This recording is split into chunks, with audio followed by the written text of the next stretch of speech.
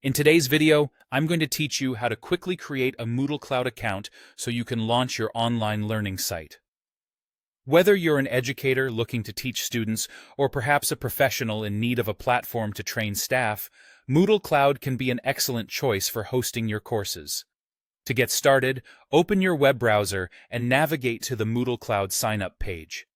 Once there, you'll be greeted with options for different plans, suitable for various needs and budgets.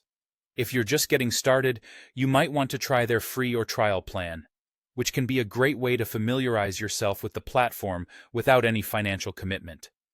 Next, you'll need to enter some basic information to set up your site. Start by choosing a site name.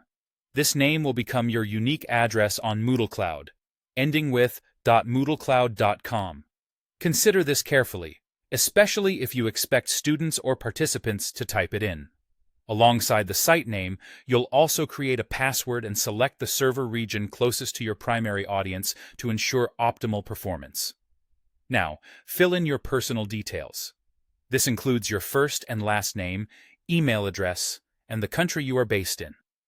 Providing accurate information ensures that Moodlecloud can contact you if there are important updates or notifications about your account. You'll also be asked how you plan to use the site.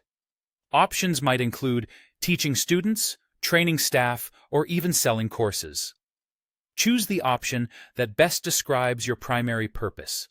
This helps Moodle better understand its users and tailor services accordingly. Before